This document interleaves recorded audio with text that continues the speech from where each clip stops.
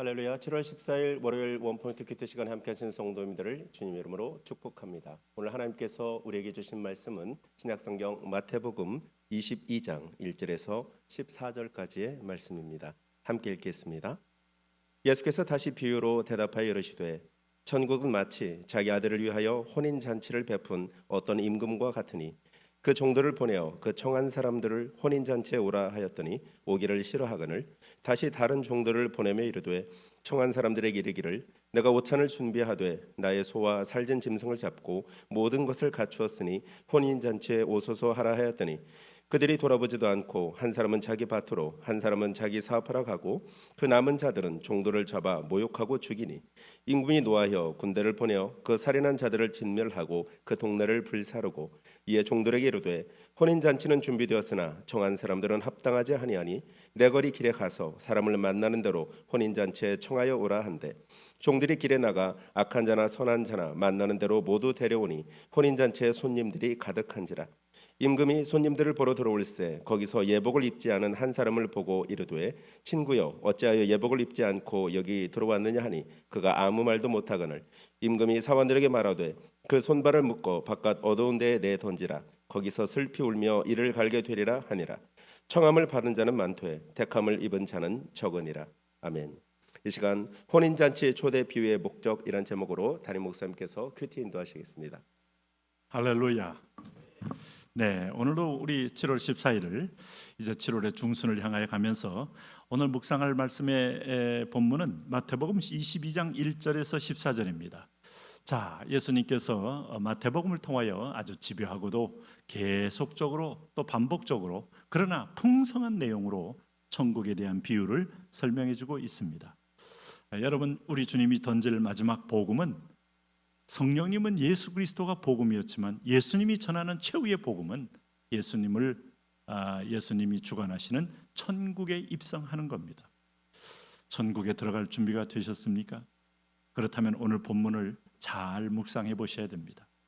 우리 예수님은 천국을 아주 쉽게 비유하는데 천국을 뭘로 비유하는가 하면 천국 잔치다 이렇게 비유합니다. 우리가 잔치날만큼 인생 속에 기쁨의 날이 없어요.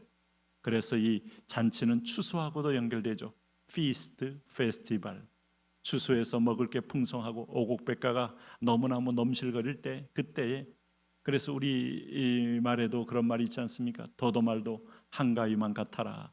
먹기 힘들고 보릿고개 넘고 굶주렸던 사람들에게는 이 풍성한 오곡백과를 보는 것만으로도 눈에 큰 만족이 있어요.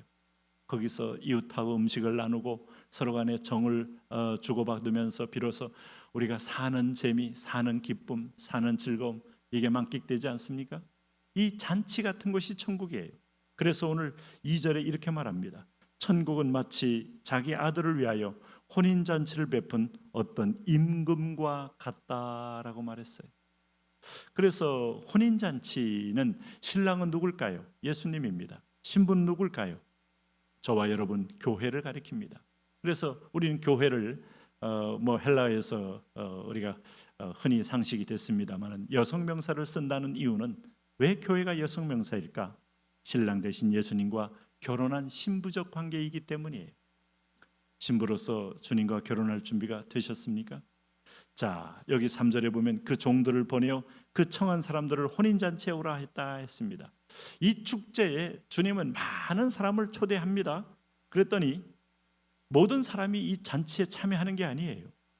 잔치가 얼마나 공짜고 모든 사람을 위하여 열려 있고 가면은 세상에서 맛볼 수 없는 진귀한 음식들로 가득 차 있는 축제인데 오기를 싫어했다 그랬어요. 첫 번째 사람. 두 번째 사람들에게 다시 종들을 보내 오라고 했습니다. 소와 살찐 짐승을 잡고 모든 걸 갖추었으니 혼인잔치에 오소서 했더니 5절 말씀 보니까 그들이 돌아보지도 않고 한 사람은 자기 밭으로 한 사람은 자기 사업하러 가고 자기 밭에 무슨 금덩이 심어놨나요? 자기 일, 그러니까 발견 못하고 깨닫지 못하는 겁니다. 이게 얼마나 좋은지 경험도 못 해봤고 본 적도 없기 때문에 밭에 가서 열매 따는 게 더 분명하고 확실하다 하면서 그 길로 갔다는 거예요. 하나님께 드리는 것이 무한한 하나님의 어떤 다시 한번 우리를 향하여 거룩한 보상이 있음에도 불구하고 지금 당장 내가 요거 투자해서 요거 버는 거, 요게 확실히 보이는 곳으로 밭으로 가고, 또 한 사람은 어디로 갔다 그랬어요? 자기 사업하러 갔다는 겁니다. 하루라도 일을 더 하면 하루 일당도 나오고 하루에 있는 벌이가 얼만데 하고 간 겁니다. 그리고 5절 보세요. 6절 보세요. 그 남은 자들은 종들을 잡아 모욕하고 죽였다. 이 자들은 뭡니까? 오히려 혼인잔치에 참여한 그 종들을, 초청한 종들을 잡아 죽이고 모욕했다. 참 충격적인 표현 아닙니까? 오히려 안 가면 안 갔지 왜 종들을 잡아 죽이고 모욕합니까? 이들이 자기 속에 자기 일에 탐닉돼 있고 자기 어떤 성취에 붙들려 있기 때문에 이를 귀찮게 여긴 겁니다. 선지자들을 귀찮게 여긴 겁니다. 하나님의 종을 여러분 그들은 대적자로 여기는 겁니다. 내가 진리를 순종하지 않을 때, 다른 것에 주인이 되어서 빠져 있을 때 진리가 듣기 싫어집니다. 그게 여러분 오늘 성경이 보여주는 정달한 인간의 모습이에요. 헤롯이 진리를 듣기 싫어합니다. 빌라도마저도 그는 자기가 스스로 죄 없는 사람을 죽였다는 것을 억지로 인정하지 않기 위해서 손에 물로 손을 씻으면서 나는 죄가 없다라고 굳이 말하는 것은 스스로 양심에 반한 일을 했다는 증거 아니겠어요? 오늘 여기 보시면은 그랬더니 임금이 뭐 합니까? 임금은 하나님이에요. 잔치를 베푼 주관자입니다. 전국에 잔치를 준비해 놓고 우리를 초대하시는 그분을 가리켜요. 뭐라고 말합니까? 임금이 노하여 군대를 보내어 그 살인한 자들을 진멸하고 그 동네를 불사르고 이에 종들에게 이르되 혼인잔치는 준비되었으나 청한 사람들은 합당하지 아니하니 내 거리 길에 가서 사람을 만나는 대로 혼인잔치에 청하여 오라 한데 종들이 길에 나가 악한 자나 선한 자나 만나는 대로 모두 데려오니 혼인잔치에 손님들이 가득한지라. 천국은 비어있지 않아요. 여기서 보니까 혼인잔치에 손님들이 가득하다고 말했어요. 근데 어떻게 가득하게 되었어요? 악한 자나 선한 자나 만나는 대로 다 데려오니까 천국은 돈 있는 사람, 돈 없는 사람, 배운 사람, 못 배운 사람, 오랫동안 전통적인 명문가나 아니면은 이 세상에서 아무런 보잘것없는 무의미한 무명의 가문이든 다 초대받은 사람들을 응한 사람들은 다 천국에 들어왔다. 이게 천국 들어가는 비결이에요. 처음에 하나님께서는 유대인들에게 그 역할을 맡겼습니다. 그들은 종교적 귀족이 됐습니다. 사내들인 공의원으로 그들은 거하면서 어떤 물질과 권력을 함께 누렸습니다. 그들 가운데 선지자직과 오늘 제사장직을 독점을 했습니다. 그런데 그들은 오늘 진리의 아들을 보니까 그들을 때려 오늘 십자가에 못 박아 죽였습니다. 종들을 때려 많은 종들을 죽였습니다. 때가 되니까 임금님은, 하나님은 오늘 여호와의 군대를 보내서 그들을 심판하신다. 그래서 합당하지 않는 자들은 누구예요? 초청에 응하지 않는 자들입니다.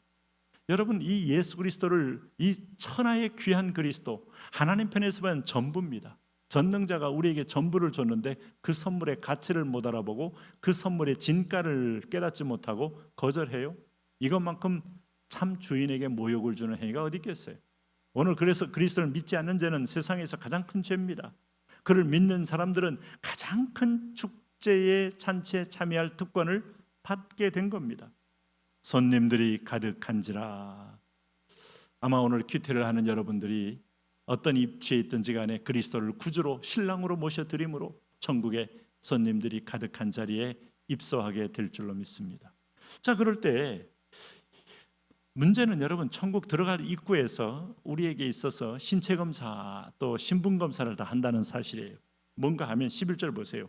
임금이 손님들을 보러 들어올새 거기서 예복을 입지 않는 한 사람을 보고 이르되 친구여 어찌하여 예복을 입지 않고 여기 들어왔느냐 하니 그가 아무 말도 못하거늘 임금이 사원들에게 말하되 그 손발을 묶어 바깥 어두운 데에 내어 던지라 거기서 슬피 울며 이를 갈게 되리라 하니라.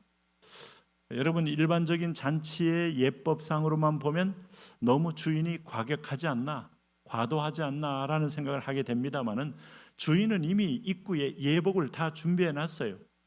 그 예복을 입고 들어오는 게 주인의 법도였고 그 예복은 주인의 눈에 아름다운 것이었습니다. 그런데 굳이 예복을 입지 않고 그냥 들어온 사람이 있더라 이거예요. 어찌하여 그대는 예복을 입지 않고 여기 들어왔느냐 하는 겁니다. 이 예복은 뭘까요? 우리는 그리스도의 의의 옷, 그리스도의 피 뿌린 옷, 우리는 그것임을 성경이 전개되면서부터 우리는 알 수가 있어요. 내 교양의 옷, 내 부요한 옷, 내 신분의 옷, 어떤 면에서 내 혈통의 옷 다 천국에서는 입소 불가합니다. 하나님 잔치에 참여하는 모든 자들은 그래서 가난한 자든 소외된 자든 아니면 권력의 정점이 있었던 자든 아니면 최말단에 있었던 자들이나 똑같은 그리스도의 옷을 입은 사람들만이 누릴 수 있는 천국 축제예요. 우리가 여러분 이 땅에서 유일한 평등은 죽는 겁니다. 누구에게나 죽음은 옵니다.